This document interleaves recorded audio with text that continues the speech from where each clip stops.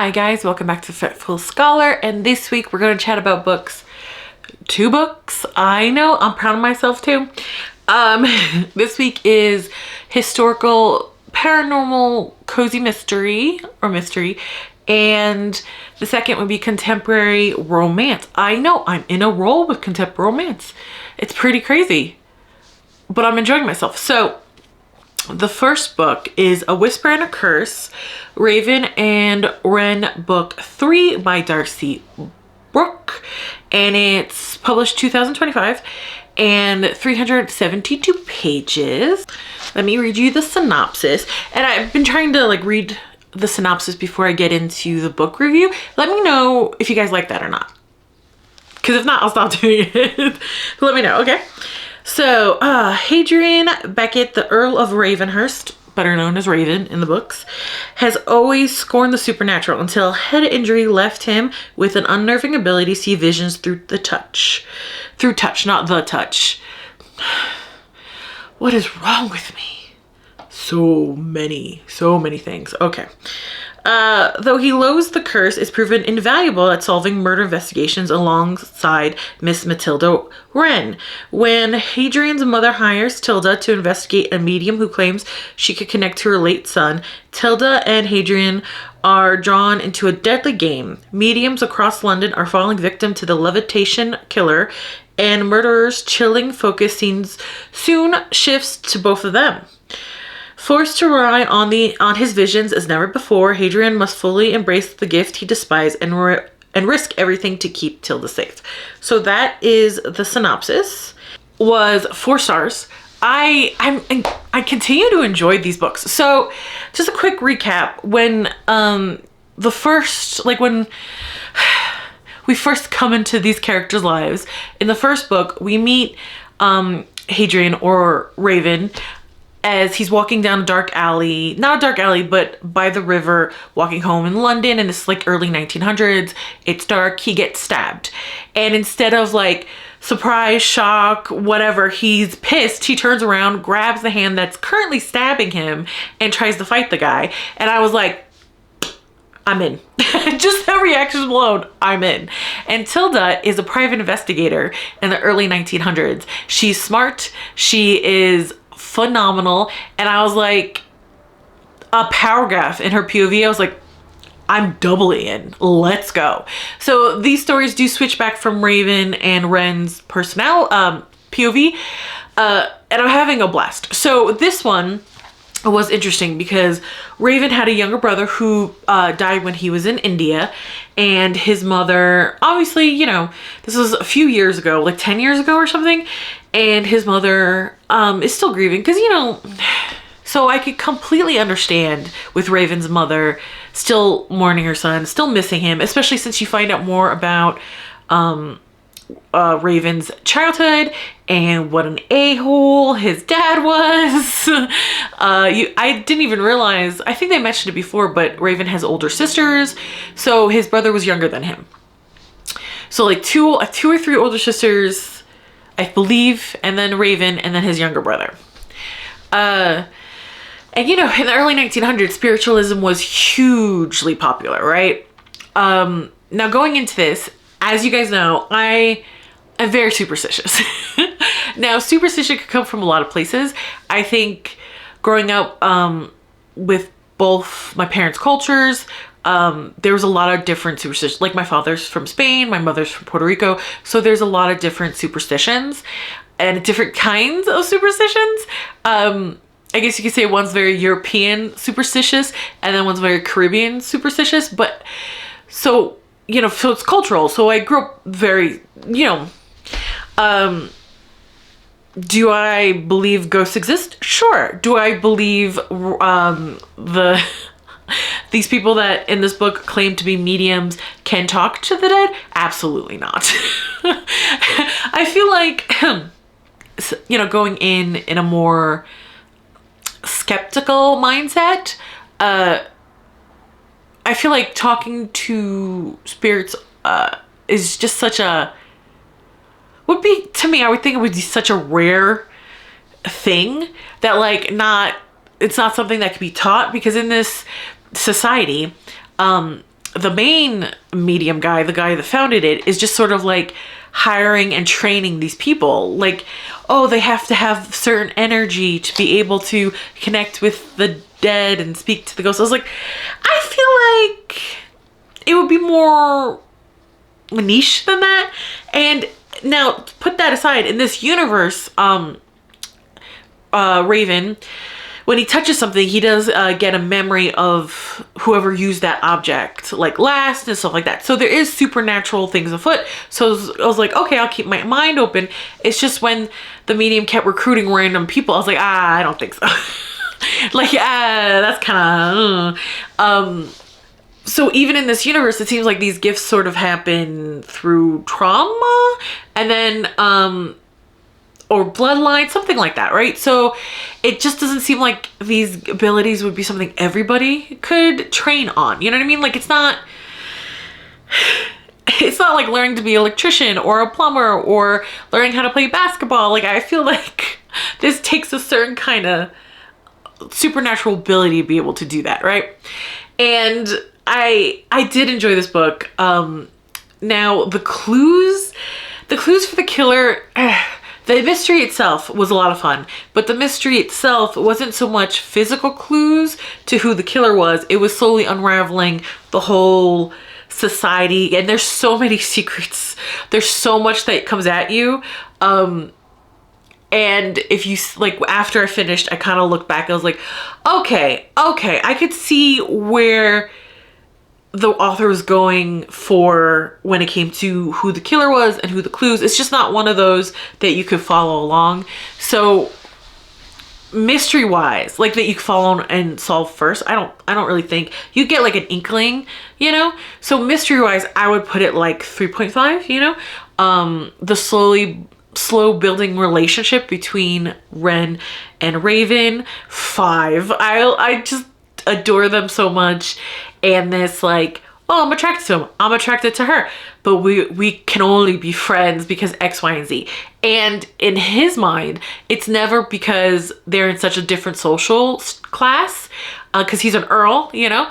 It's never that. He's just always like, well, she says she never wants to get married. You know what I mean? So, like, I'm like, oh, Raven, you know, everybody else around him is like, well, she's not in your social class. And he's like, how dare you? She is amazing. So I do love that. So, oh, the cops are here for me. I do love that. But, so for me overall, like with the mystery and the slow burn romance, for me, it's a 4 combined. Was the third act, the third act was a lot of fun. Confrontation on the page, you guys know I love that. I'm trying to, like, let you guys know how great the series is without giving away the mystery. I did like the kind of behind the scenes of the spiritual movement in 1900s. I mean, of course this can't be like factually accurate, but it was fun to go along with the author as they kind of put together these parlor tricks, you know? So I had fun with it. I had a lot of fun with it. I do enjoy both these characters in themselves, by themselves and together. I love their friendship. It's such a good foundation for, you know, a loving relationship. And I just, their romance is so cute. And I just root for them so hard. And I just love how he's always like, when someone underestimates Tilda, or someone like, oh, well, she's not in your social class, he just gets so protective and defensive, and he's like, how dare you, she's amazing, right? And then when someone, because there's someone that comes into this book that I really enjoy, and I hope to see them more in the book, they actually help Raven with his gift. When this character shows up, they automatically, like, yes, Tilda is the investigator and you're the assistant, and automatically Raven likes him because of it. Because, like, yes, you see how great she is. Good. You know what I mean? So I don't mind the slow burn. I'm enjoying the slow burn. So yeah, this is definitely a series I'm going to keep on reading. Definitely. So the next one is the contemporary romance, and it is Love Theoretically by Ali Hazelwood, published 2023, and it's 384 pages. Elsie and Jack. And this was 4.5 stars. I enjoyed it so much. The many lives of theoretical physicist Elsie Hanaway have finally caught up to her. By day, she's an adjunct professor toiling away at grading labs and teaching thermodynamics in the hopes of landing tenure. But other day, Elsie makes up for her non-existent paycheck by offering her service as a fake girlfriend, tapping into her experience honed by people-pleasing skills to embody whichever version of herself the client needs. Honestly, it's a pretty sweet gig until her carefully constructed Elsie verse comes crashing down. Because Jack Smith, the annoying, attractive, and arrogant older brother of her favorite client, turns out to be the cold-hearted experimental physicist who ruined her mentor's career and undermined the reputation of physicists everywhere. And he is the same Jack Smith who rules over physics department at MIT, standing right between Elsie and her dream job. Elsie is prepared for all-out war over scholarly sabotage, but those long, penetrating looks, not having to be anything other than her true self when she's with him, will falling into an experimentalist's orbit finally tempt her to put her most guarded theories of love into practice. So, I had a great time in this. It's so interesting because when I was reading it, I was thinking about like all the tropes I love and all the tropes I don't love, and how easily the tropes I love are such a tightrope. But I guess all tropes are, huh? Like, it's so easy for them to just be horrible, especially romance tropes, right? But this was not horrible. And Elsie, oh girl, the thing about Elsie, okay, so you guys know, I don't have to like the character to root for them. I just have to root for them, right? Especially in a romance. And Elsie, I didn't particularly like, but man, did I root for her so hard, you know? And Jack was so interesting. So we're always in Elsie's point of view and his first person POV. Man, so she has issues. And her issues have issues. As someone who also has issues, and their issues have issues, I get it, girl. But I am reading this book, I'm so thankful that people-pleasing is not one of them. Not at all. So I'm like, oh, thank goodness. So she is fake dating, and no, there is no S-work, although who cares if it was, you know what I mean? Everyone's an adult. And her favorite client, Greg, who's a sweetheart, his older brother, Jack, is... At first, I could see why he's so intimidating, especially since we're in her POV. Because when he first comes on the scene, you're with her when you're feeling like, oh, what a jerk, you know? Do I think this is enemies to lovers? Not quite. I would definitely put this as fake dating trope, more or less. But not even that, because she doesn't fake date Jack. This is an interesting kind of trope blender, I think, because she is fake dating Greg, his little brother, Jack's little brother. And she hates Jack, but he doesn't hate her. So there's an interesting kind of combination of tropes, two tropes that I enjoy quite a bit. So I found that a lot of fun and kind of refreshing. Allie Hazelwood's writing is so fun and so, I won't say comforting, I don't know, because her author voice feels like you're just kikiing with your friend, if that makes sense. You know, there's something about it that is just, and let me tell you, the day I picked this up, it was a busy day, so I was like, okay, let me read like a chapter before bed. That's all I have time for today. 3 hours later, I am half booking. And I'm like, okay, it's 2:30. I need to put this thing down. I need to put it down. So that's how much I got sucked into it. I wanted to know what, because the whole thing, Jack, when he turns out was 17, wrote this paper that got accepted into a science magazine. And then he was like, oh, look at that, that's a fake paper, you know, and kind of embarrassed theoretical physicist, which is what Elsie is. And this is all when she was like a teenager, dreaming of going into STEM and wanting to be a physicist. So even without meeting him, she hated him. when she meets Jack, Greg's brother, she doesn't know it's Jonathan Smith Turner that wrote the article that, kind of crushed her a bit. I wanted to know why he wrote it, because he was 17. Like, why would he do that? I wanted to know, Jack and Greg are half siblings, and Jack's mother has passed away, and I wanted to know it, and like right away I knew it was connected to the article, because his mother was a theoretical physicist, and I wondered what was going on. Right now, how can I put this? The bad guy, no figure, I don't know why I did finger quotes. The bad guy in this is very insidious. They're a very insidious person, and the first couple times they're on the page, you don't get like, oh, excuse me, what was that about kind of vibes. It's like the third time this character was on the page, and how controlling they were of Elsie, and how to me it felt like emotional blackmail to get her to do what they wanted. I was like, oh, I see you, bitch, I see you.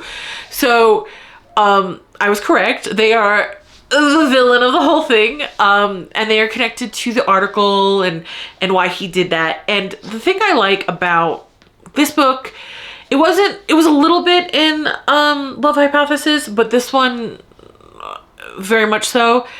It's one of the reasons I love K-dramas is Jack is not perfect, and he strives to better himself as the book goes on, right?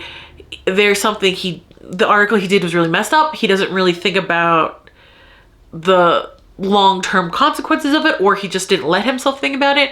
And when Elsie calls him out on it, he makes amends. He really sits with it, takes accountability, and makes amends and grows.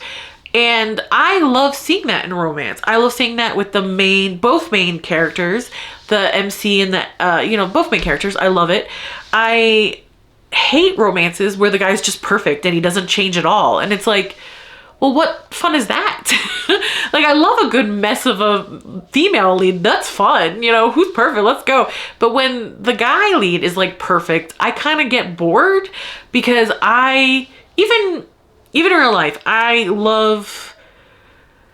wouldn't say flaws, but I think it makes people different and unique, and especially if you did something that widespread that actually, the article actually dried up a lot of funding for theoretical physicists. It made this kind of war between the experimentalists and the theoreticals even wider. He became like the poster boy for it. When something that widespread happened, even if it wasn't your intention, I think it was great that she called him on it eventually. And like I said, we are in her head, and it made me realize how exhausting it must be to be a pathological people pleaser. And I'm very happy that she gets a therapist later, because Jack could tell when she lies, and he doesn't let her get away with it, which is great.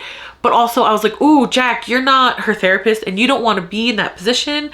Totally call her on it. Totally be there to support her. But like, there needs to be like a line. So I'm happy she has a therapist to help her with it, because it's such a pathological need. That obviously it's childhood trauma, because traumas we suffer in childhood, they kind of leave the biggest, most lasting scars, right? For the most part, not all the time, but And Elsie has two older brothers, they're twins, and her relationship with them, I do not understand. I have a big sister and a younger brother, and I could not imagine treating either of them that way. First of all, big sister probably beat the crap out of me, but like, but I mean, like, I couldn't imagine, absolutely could not imagine. But their drama and how the mother treats Elsie is why she's like this. And it's fascinating to go with her on that journey as she's trying to like discard these fake personas to be who she is, and trying to discover who that is. And she's not perfect at it. She's not perfect at it at all, which is, it feels realistic. It feels realistic, but man, like I said, I got a lot of issues myself, but people pleasing has never been. I did have a little bit of like oh, I have to be the peacemaker because middle child. But you know, as I became an adult and started paying rent and taxes, I was like, ah, fuck everybody. Like, handle your own shit. So, so I guess, you know, a little bit, but, and the ending was so cute. It was very cute. And I love the little humor in Allie Hazelwood's book so far. I love the little sprinkling of, Star Wars, like a pet named Chewie here, a joke about Hoth there, like very fun. I love that she doesn't hide that she is a huge fan fiction fan, and that's kind of how her career started. I give her so much props for that because I am enjoying the heck out of her. You guys are gonna watch me go through her catalog. Like, all right, I'm gonna go. I don't want too much time for me to get back to the real world. Like, comment, and subscribe, and I'll see you later. Bye.